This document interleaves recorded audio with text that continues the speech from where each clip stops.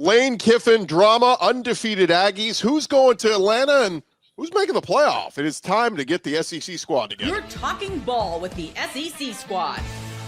From Alabama to Tennessee, from Georgia to Oklahoma, from Auburn to Texas, it's the local experts of the Locked On Podcast Network bringing you scoops, breakdowns, and the most comprehensive preview of the upcoming SEC weekend.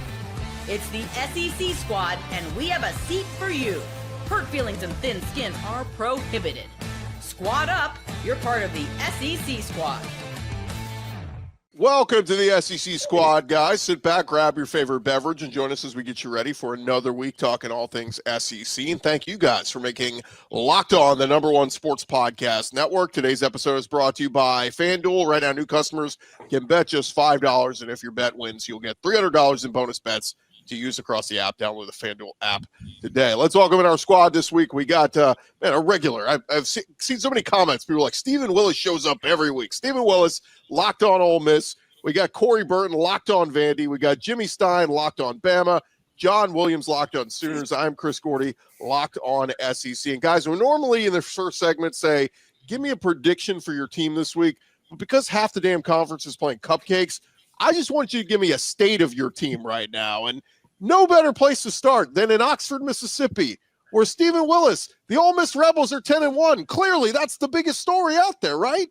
Right. Is something else going on besides a win over the Citadel in Florida? Is something weird? No, this weekend for Ole Miss is just going to be about seeing what news breaks this day on Lane Kiffin to see what happens. And whether he stays in Oxford, he goes to Gainesville, he goes to Baton Rouge, whether it happens this weekend, that rumor is out there at the moment, or whether it happens after the Mississippi State game, I can guarantee everybody one thing, I will be exhausted. Corey Burton, give me a status of the Vandy Commodores. Playoff hope's still alive. Playoff hope's still alive. It's late November, and that's kind of new territory for Vanderbilt. They play Kentucky, one of the few teams that are actually playing a conference game this weekend. So excited about that, excited about this playoff push. And it's the most crucial two-game stretch in Vanderbilt football history. So let's get after it and let's go get a dub. It sounds I hear these things like most historic game, and it's like it's not hyperbole. It really is if Vandy can make the playoff. And I bet you wish you got Kentucky a few weeks ago, huh? They're playing like a red hot team. Like Bowley he is completely morphed into an actual quarterback. Like a few weeks ago, it was touch and go, and now, I mean, he's dangerous. He ran over some. I mean, granted, it was Tennessee Tech, but he's out there running over people, and they're actually performing like a real offense. So this is not going to be an easy game, and I wish we got the Kentucky team from 4 weeks ago where this would kind of be an easy game, but I guess Florida gave them a little confidence a couple weeks ago. So here we go. We'll get more on that game a little bit later. Jimmy Stein, kudos to you for showing up, man. We have some people, their team loses and they run scared, but give me the status of the Alabama Crimson Tide. Well, it precarious. Looked really solid. Since the Florida State game and 4 wins in a row against ranked teams. Now a little precarious. It's going to be an anxiety-drenched Iron Bowl Saturday for Alabama fans. They'll be favored to beat rival Auburn, but it's taken a couple of miracles for Alabama to win the last 2 trips to Jordan-Hare. It's hopefully going to be just mostly tight fans and not a tight football team that goes into Jordan-Hare in about 13 days. Yeah, it's look, it was a close loss for Bama. They were right there. Don't hit the panic button yet, Bama fans. John Williams, you're riding high after that big win. Yeah, all things pointing up for the Oklahoma Sooners right now. They control their own destiny. They've got 2 tough games against Missouri and LSU remaining on the schedule. You take care of business, you win those games, you're in the college football playoff. We'll get into the games this weekend because it is a big weekend as we head into SEC Week 13. But man, it's very interesting when we look at this situation with Lane Kiffin because there is so many dominoes that can fall here. We hear Eli Drinkwitz comes out this week. It says, "Oh, my name getting thrown around there. It's all a distraction and all this." The one thing I don't hear anybody say, guys, is I am happy where I'm at, and I'm staying where I'm at. It's weird that nobody can say that, but what do you guys make of the Lane Kiffin situation? We heard from Steven already, but the rest of you guys, What do you make of this? And it's the huge domino that will have to fall because it affects Florida, Georgia, or Florida, LSU, possibly Auburn, and even Arkansas. And maybe even the New York Giants. Like, this is a situation. And the Tennessee Titans, apparently, yeah. This is going to be one of those things, I think, with Lane Kiffin, probably every year. Even if he stays at Ole Miss, it's going to be coming up because every team or every program that believes that they are a step above the University of Mississippi is going to believe that they can lure Lane Kiffin away, and he might leave. How he chooses between LSU, Florida, staying in probably the most secure situation in college football, aside from Kirby Smart in Athens, how he decides to leave that and then go to Florida or LSU. I mean, that's a tough call and not one I envy him for. No, not at all. And when, a few days ago when he went on the Pat McAfee show and he was basically just trying to, I don't know if he's trying to put on a front. I don't know if he really just doesn't know what he wants to do. Like, I think he's seriously mulling this stuff over. Obviously this stuff wouldn't happen, but it begs to differ. Thankfully it's a bye week for Ole Miss because you wonder, like, if this were a game week, would they be distracted with as much noise as what's happening? I don't know, but it's definitely, I mean, obviously he's going to have to turn a bunch of people down if he wants to stay at Ole Miss, but if I were him, I don't know about leaving a situation where I have carte blanche. I don't know about leaving a situation where I'm going to have that guaranteed money regardless. So I don't know. There's a lot of factors for staying. There's a lot of factors. Wow, my camera decided to shut me up there. But there's a lot of factors for leaving. I mean, there's a lot there on his plate, and you can tell that he's thinking about it and he's considering every possible avenue. Yeah, what's real curious to me, guys, is just the calendar and how the college football calendar has changed over the years. I think now that you have earlier firings, you'll now see earlier hirings. That just used to not be a thing. Now it's a major thing. Then factor in the playoffs, which goes on all the way through almost late January now. And in terms of the timing of all this and how the timing works out is what's fascinating to me. LSU, Florida, any other college team, they want this done as quickly as possible. You got signing day the first week of December. You got the transfer portal in January. Ole Miss in position for the greatest season in Ole Miss history. By definition, I think if they make the playoff, which seems a certainty. So I'm real curious as to the timing of all this. It's one of the most unique circumstances we've seen since the calendar's changed. Let's welcome in John Miller, entered the chat. John Miller from Locked On Mizzou. John, we were just mentioning the Lane Kiffin situation, and earlier this week we hear Eli Drinkwitz asked about his future, and he's like, oh, this is all a distraction. But he didn't come out and say, I'm not leaving Mizzou. So Eli Drinkwitz, one that could be jumping ship for another SEC school. Yeah, it's a really interesting situation because it seems like everyone outside of Missouri thinks that Drinkwitz is going to go somewhere else, and yet everybody I talk to inside of Missouri thinks he's staying. And I tend to lean towards the people inside of Missouri right now. I really do. But yeah, I did need to jump into the chat really quickly to just make sure that you guys weren't shoving my coach out the door. But I'll just say I was talking to somebody who has some pretty good sources in one of these big schools that Eli Drinkwitz is talking to. I'll say that. And they thought, oh, he's going there. And I'm just telling you, I cut through that logic in about 2 degrees, 2 moves, something like that in chess. And I just don't know that it makes a lot of sense right now. We'll see what happens, though. I'm not that certain. I'll tell you that. Steven, the same thing in Oxford, right? A lot of Ole Miss people were convinced Lane's not going anywhere. I mean, you want to believe your guy is not going anywhere, but as we've seen, anything can happen. Yeah, basically Florida and LSU both have Godfather deals for him on the table. I mean, just a ton of guaranteed money, just Jimbo Fisher contracts, essentially what's going on. But Lane's genuinely happy in Oxford. And I talked to somebody that's inside the Manning Center is like, this man's losing sleep over this. And I don't envy what's going on because you're right. He has all the control, Corey. He can do whatever he wants to in Oxford. He has everything a coach could ever want except the trophy case. And that's the pull that he's having to deal with right now because he's having the season of all seasons in a year that they were supposed to win 8 games and be happy with it. So I get why there's being pulls in so many different directions, but I still would not be surprised if he stayed at Ole Miss. I would not be surprised if he went to LSU, and I would not be surprised if he went to Florida. I mean, if he's truly happy where he's at, and this is like gut wrenching to him to consider leaving, he needs to stay. Yes, maybe Florida can get you more championships, but when was the last time they won a national title? I mean, a lot of the guys that are playing at Florida, they were babies when Florida last won a national title. You talk about LSU. Now that was just a few years ago, but that was also like a historic aberration with the offense that they put on the field with Joe Burrow and that crew. So it's not like these two programs are definitively set up better just because they've got more recent national championships and maybe a longer track record of success. Lane Kiffin has created a program that can be successful in Oxford, and he's done it his way, and he's done it being the guy that he is, both on social media and with the media and on the sideline. He's done it his way, and he's created a contender. Why can't he continue to build a sustainable contender out of Ole Miss, and why not win a national championship there? That, to me, especially in this era of college football, this whole historical track record of success doesn't really mean much anymore.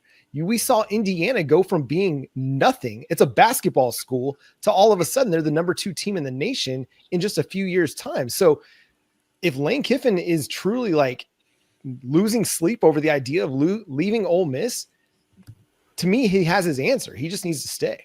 Just to add real quick on the LSU front, prior to Brian Kelly, the 3 previous coaches had all won a national championship. And to me, that speaks a little bit more to if 3 different guys can do it, maybe, he can do it. And 2 of those guys, 2 of his very close mentors in Nick Saban and Ed Orgeron. Ed Orgeron was on a staff at USC, on a staff at Tennessee. He was trying to hire him at LSU back in 2016 before he took the FAU job. So maybe there's that link too, where both those guys could be nudging him in the LSU direction. I don't know. I talked to somebody earlier this week from Florida who goes, done deal. Guys, I've never heard the words done deal more in my life than this week. Yeah. And none of it's a done deal. Yeah, and then one more thing to Jimmy's point, just about the scheduling, they've got to figure out a different way for the college football calendar to work so that coaches aren't running into this decision of, do I continue to recruit for the school I'm at, or do I start recruiting for the school I'm going to? How does this all play out? You don't run into this at the NFL level because there's a clear, definitive calendar. It's like, this is the season. Okay, the season is over. We're firing everybody. We're hiring our guys. We've got 2 months until free agency. We got 4 months until the draft. There is a definitive calendar that makes sense for the coaching carousel that occurs for the at head the NFL coaches, level. at least. The college coordinators still get has talked to to during out. Super Bowl week and all. I will say that. Well, and then there's that whole thing about going to classes, and there's actually like a school calendar that gets in the way. Right. So they need to move the playoff. It needs to get closer to the beginning of the spring semester. It needs to finish like right then, basically. So we're not 2 weeks into the spring semester, and now we've got new coaching changes that are happening after the college football playoff is over. If you take into account nothing but the calendar, it almost makes more sense for Lane to take an NFL job. Yep. He doesn't have to deal with the LSU, Florida, and the pressure. And so many coaches these days, because of the craziness, prefer the NFL over college. Now, I do think that the post-house settlement, things have settled down just a little bit. One transfer portal window, things seem to be settling a bit. But most coaches prefer, the pro game and not having to recruit all year. I'm not sure Lane's a huge fan of high school football recruiting anyway. But I don't rule out Lane going to the NFL at all. And Miami Dolphins is a job to watch. Yeah. All right, guys, we'll leave it there. Obviously, we'll have plenty more to talk on the coaching carousel in the coming weeks. But we still got football. Let's be happy with that. We got 2 weeks left in the regular season. So when we return, we will discuss some of the games happening this weekend. Half Cupcake, half actual good games. We'll discuss that coming up next.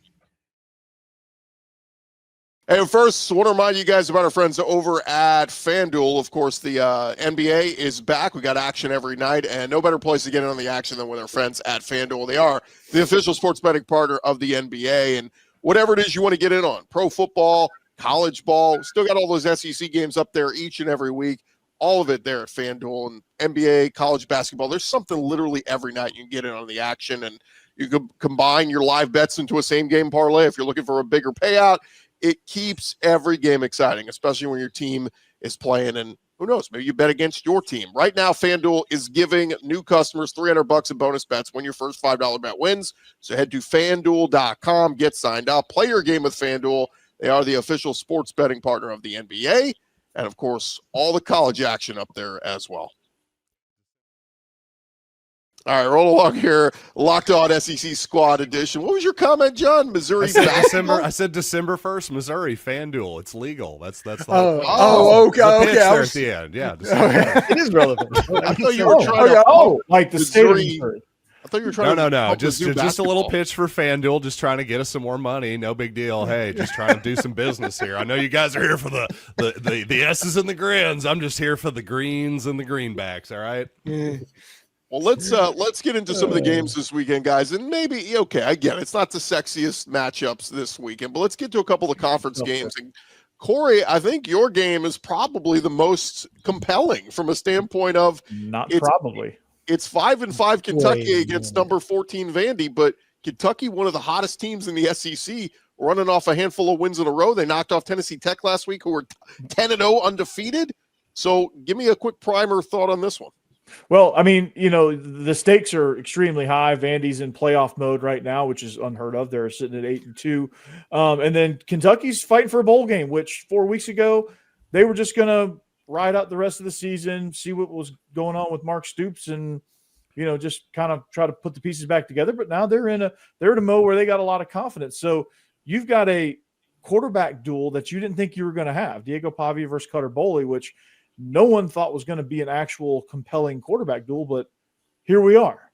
And this Vandy team is playing with a lot of confidence coming off a bye week, hopefully get their defense reset a little bit to where they can tackle a little bit better and hold teams early in games so they're not having to climb out of these huge deficits. But, I mean, it's going to be, Vandy's found something on offense with tempo, passing game, things like that, to where they can score points now. And they're a little bit more dynamic than they were at the beginning of the season. So that's another element that they have ready for this playoff run this week. And then, of course, next week in a massive, huge matchup against Tennessee. So this is going to be a fun one. Vandy's favored by 9.5. That line scares the crap out of me. But the over-under is 53.5, which for a Vandy-Kentucky game seems astronomical. But it's going to be a fun one. It's going to be hard fought, because of the implications on both sides. Because of the implications. Anybody else got a feel on this one for like maybe Kentucky ruins Vandy season? I hope not. It's one of those situations. I need to see a 9-win Vanderbilt playing in Neyland Stadium against Tennessee. Mm-hmm. I need to see that, literally like oxygen. Mm-hmm. But Kentucky, for whatever reason, they figured it out. And a couple of weeks ago, before all this run started, the Wildcats coaches sat down with the Kansas City Chiefs on ways to get Kendrick Law, the football, into space. And since they've done that, some games they've been absolutely dynamic. Maybe, as Eric Kane would say, Tennessee kind of fixed him when it comes to Cutter Boley. But Kentucky, all of a sudden, they're just turning into an offensive juggernaut compared to what they were 3 weeks ago, 4 weeks ago. And that's pretty amazing. Mm-hmm. And they've got an intriguing defense. It's not one that you're going to throw up there as one of the best in the conference, but it's a defense capable of shutting down a capable offense. We saw it against Texas. I mean, they slowed the Longhorns down. And I know the Texas offense isn't world beaters all the time, but they've got their moments where they can be really, really good. And Kentucky kept that one close. I'm like Corey, I would not be too thrilled about a 9.5 line favoring Vandy. I think it's going to be a close ball game either way. Now, Vandy wants to go ahead. Mark Stoops is famous for his rocks fights. And this game has rock fights. They love to play spoiler. Just ask Lane Kiffin and Ole Miss. They love to play spoiler. Mm-hmm. Absolutely. Yeah. And with this game and the spread the way it is, this is going to be like a defense. I feel like Vandy's looking in the mirror almost with as far as the way Kentucky wants to play and the way Vanderbilt's true identity is, where they want to kind of control some things. So it's going to be kind of like a very similar matchup. So this, defensively, again, for Kentucky, they're feisty.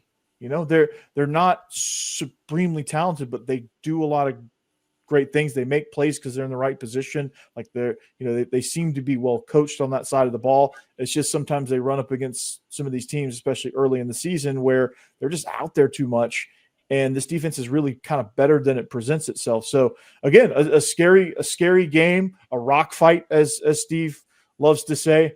And that typically favors Kentucky, but Vandy has won their fair share of rock fights in the last couple of seasons. And real quick, this not just Vandy's playoff hopes on the line here, but I think Diego Pavia invite to New York on the line. Yes. If he wins these last two, he's going to the Heisman ceremony, I feel like. Yeah, no doubt. And what Herbstreit said on the telecast in the Georgia Texas game was he didn't see 4 definitive finalists. And Diego Pavia can get into that conversation. Now, I think Mendoza's kind of running away with it now at this point. But, like, if Diego Pavia is occupying one of those seats in New York, I mean, just that alone brings a lot of juice to what Vandy wants to do from a recruiting standpoint, not only in the portal, but from high school as well. And they say, hey, look, hey, we're a playoff team. We have a Heisman finalist. Like, hey, we're doing things here at Vanderbilt. And that's the pitch that they can have. So just Diego Pavia getting to New York. By the way, sorry, Corey, I didn't mean to cut you off. I just think that's such a brilliant point by you, because anybody who's hand waving that right now, you don't get it. Vanderbilt has been the doormat of this conference for basically forever. And if you're putting a guy at the downtown athletic club, I know it's not the downtown athletic club. The point is, you get a guy into the finals of the Heisman Trophy. That is proof of concept for Vanderbilt. It can happen here. That is huge if it happens for Vanderbilt. Yeah. Absolutely. Hey, and if this game, 2 hours and 45 minutes, over under. I might take the under. Yeah. I might take the under on that. Be a lot of running the football, running clock. A real quick show of hands, who's taking Vandy to beat Kentucky? Is it going to be a clean sweep? Yeah, I figured. Saturday, by the way, is my wife's birthday. She's a Kentucky grad, so I don't know. Sorry, Mrs. Gordy. I know. Sorry. Now, I do hope Kentucky gets that bowl bid, but just do it against Louisville next year. Yeah, and they would love that even more to do that to Louisville. Yeah. And so I can get down with that win for sure. Yeah. The other big one this weekend, and it's luckily we got our Mizzou and Oklahoma guys here. Battle of top 25 teams. It is number 22 Mizzou at number 8 Oklahoma. The country's leading rusher, not the SEC's leading rusher. The leading rusher in the country, John Miller, is Ahmad Hardy. The playoffs are out the window for Mizzou, most likely, but still a chance to finish strong here. Give me the vibe on this one. Well, sure, I'll say it's 100%. The Tigers are out of the playoffs, that's for certain, but still plenty to play for, at least in my opinion. Missouri has not won in Norman. Well, they haven't played in Norman since 2011, I believe, but they haven't won in Norman since 1966. They used to play there every other year, so that'd be a huge deal for Missouri to win on that level. Also, to me, Missouri, these are two really great defenses here. The question is, can Missouri score enough to win the game? I don't know how confident I am in that. There was some talk that maybe Bo Prabula was going to be back, believe it or not. I think he's probably going to dress out and be available in like a backup emergency capacity. I still think it's going to be Matt Zollers. That's all the indications here from Drinkwitz, at least. I really want to say Missouri's going to win this, but it's too hard to say with this offense right now. I think the Missouri defense can definitely keep them in it. But even with Ahmad Hardy, who just rushed for 300 yards last week against Mississippi State, I just can't quite go that far. Interestingly enough, the last time Missouri also beat Oklahoma in back-to-back seasons was back in the 1960s. So a chance at some history here for the Tigers. I don't think Ahmad Hardy is going to run for 300 yards against Oklahoma's defense. It's a safe bet. To me, yeah, that's a safe bet. To me, that's the key. If Oklahoma is able to minimize his impact, he's going to get some. He's just too good. It's like playing Shaq back in the early 2000s. Shaq's going to get his. You just got to make it to where he's not killing you every single time down the floor. That's the same thing with Oklahoma versus Ahmad Hardy. He cannot gash you on a regular basis. He's going to get a couple big runs. It just can't be big run after big run after big run and after big run, and allowing Matt Zollers to play out of 2nd and 1, 3rd and 1. If you can keep them playing 2nd and long, 3rd and long on a regular basis, that bodes well for Oklahoma's defense. But I mean, Oklahoma's offense hasn't been anything to write home about. it has been a struggle without some turnovers and without some special teams, big time plays on that end. Oklahoma really hasn't had consistent offense since back in the Auburn game. So they've got some things that they've got to answer. Missouri's defense is certainly capable of slowing them down. If Oklahoma can get some turnovers, get another big special teams play, that bodes very well for them. And listen, Oklahoma's got an edge in special teams because they've got one of the best kickers in college football, if not the best kicker in college football. They just need a little bit more from their offense to be confident that they can have a win in this one. But it's a big matchup, and I'm not sleeping on Missouri. I think the line at 7.5 is too much. I'm not confident in that at all. I think this could be a rock fight where it's like, I've told people it wouldn't surprise me if this is like an 18-12 kind of a game. Yeah, I mean, just figuring out what Brent Venables is going to throw at Zollers is going to be the most intriguing thing about this matchup, because, we know what Venables can do to quarterbacks, and he kind of put Ty Simpson in a bit of a blender last week. So it's going to be interesting there to see how Missouri's offense kind of handles that situation when Ahmad Hardy is slowed down and not able to rush for 300 yards, and Matt Zollers has to go out and make some plays, not necessarily put the game on his back and win the game, because I think Ahmad Hardy and that running back duo is good enough to kind of also shoulder some of that load. But when you have to put some situations, some key situations in Matt Zollers' hands, that favors Brent Venables, and that's where the low scoring stuff is going to come in play. Can Missouri's defense, John, can those edge guys, can Zion Young, can Damon Wilson, can they create some really adverse situations for Oklahoma's offense and put them in some bad spots, maybe steal a possession or two to kind of get that edge? I don't think it's explosive runs for Ahmad Hardy. I think this is the game that you don't want it to go 2nd and 6, 3rd and 2, 1st and 10, 2nd and 6, 3rd and 2, 1st and 10. If that happens over and over, that's going to make it to where Missouri can hide Zollers a little bit at quarterback, and they're staying on schedule, because I do agree with John. If it gets to 2nd and 3rd and long, Brent Venables is going to eat up the true freshman. If he plays, it's one of those things. It's going to be up to Oklahoma to make sure you don't fall into the 2nd and 6, 3rd and 2, and it's just 4 yards every single carry. Yeah, Jimmy, with a healthy Bo Perbula might be a little different, but I think Missouri, if you're going to be one-dimensional against this Oklahoma defense, you better be able to throw the football. I don't know that Missouri just running the football is going to have enough success in this game to win it, but I do think that it will be a close game. That those Missouri pass rushers are for real. I think they're going to give Oklahoma some problems, but low scoring. I like Oklahoma to win. I just don't think a team that relies on running the football is going to have enough success to beat that defense. And take Jimmy's word for it. His squad played both these teams already this season. So no, it's gonna be exciting. Look, Oklahoma up to number 8 in the playoffs. Quite a turnaround. Brent Venables on the hot seat in the offseason. Suddenly he's got his team primed for a playoff, and it's going to be a lot of fun to see. When we return, guys, 2 more big games in the SEC this weekend, and then a bunch of cupcakes. More Locked On SEC next.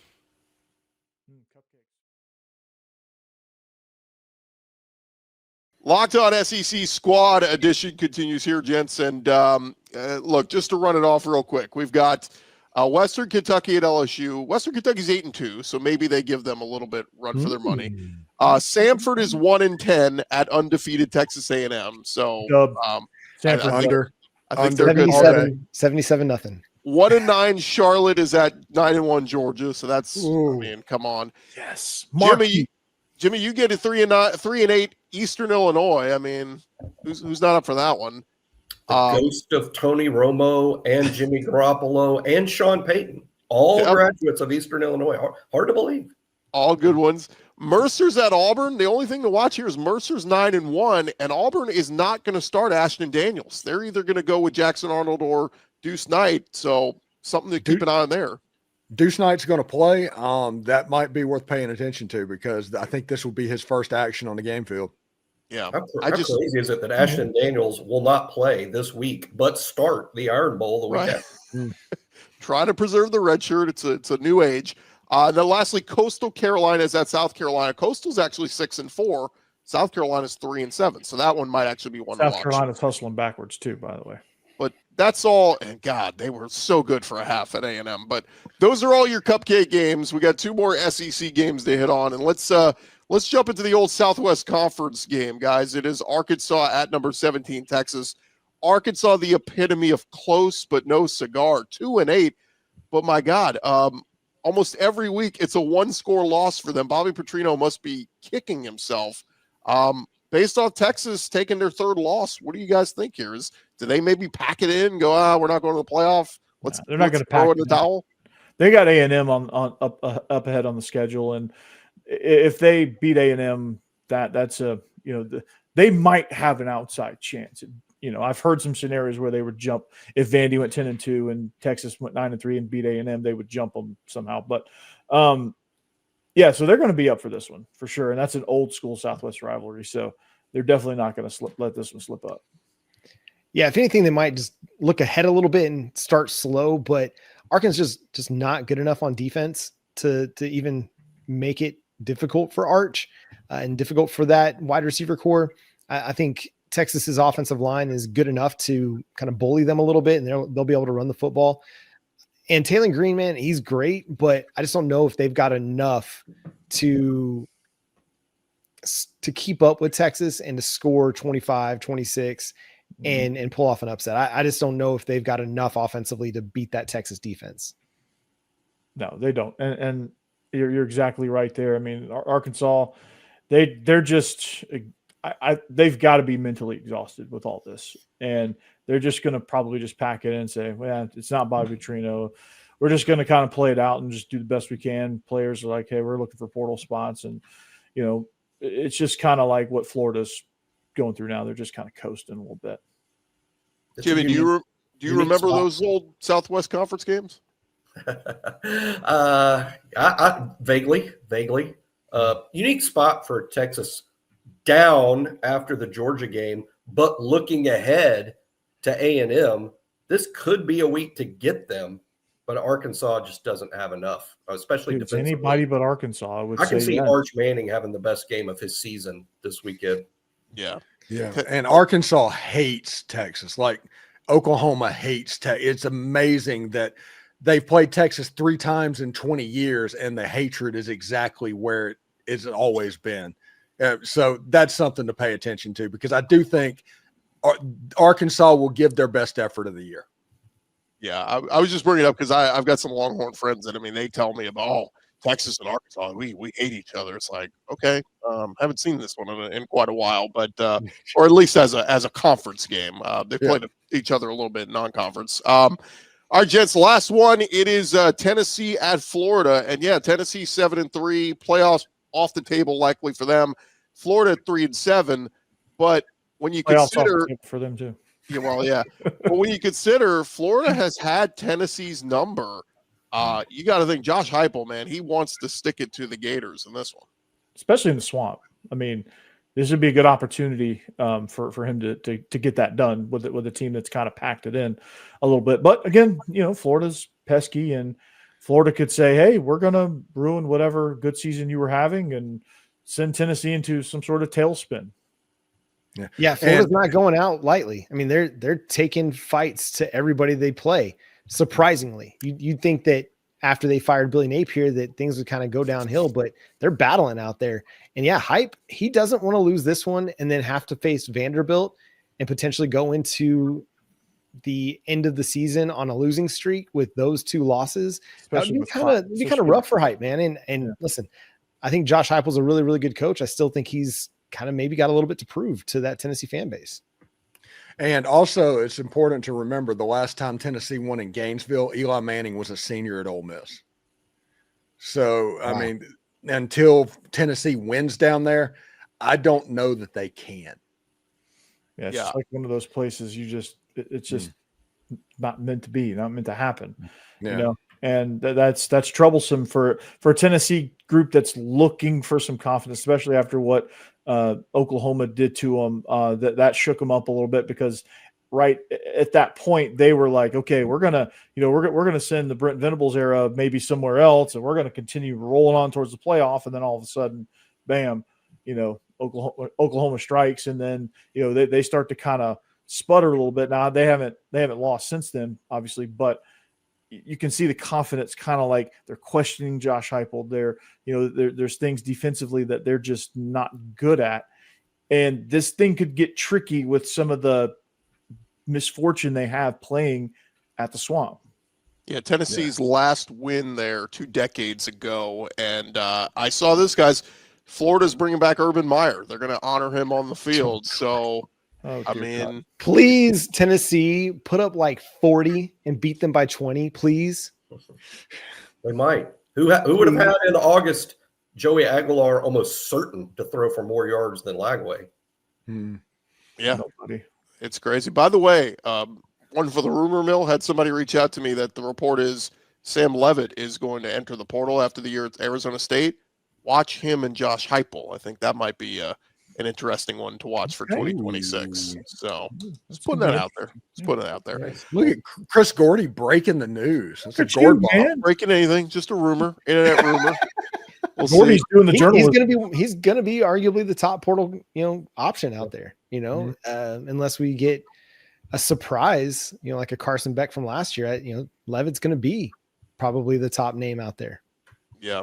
Well, we'll have all offseason spot for Sam Leavitt. I mean, just saying. We'll have all offseason to dissect the portal and movements. But, gents, best of luck to your teams. In a perfect world, all your teams will be in the playoff in a couple weeks. So we'll see if that happens. But for John Miller, who jumped off early, Corey Burton, Stephen Willis, John Williams, and Jimmy Stein, I'm Chris Gordy. This has been our Locked On SEC Squad edition. Remember to follow and subscribe. We'll be covering your favorite teams throughout every day throughout the season. Don't forget, I'll have you covered with the full conference side, Locked On SEC, part of the Locked On Podcast Network, covering your team. And thank you guys again for making Locked On the #1 sports podcast network. Bring it by week. Chris Gordy doing the journalisms. Mm.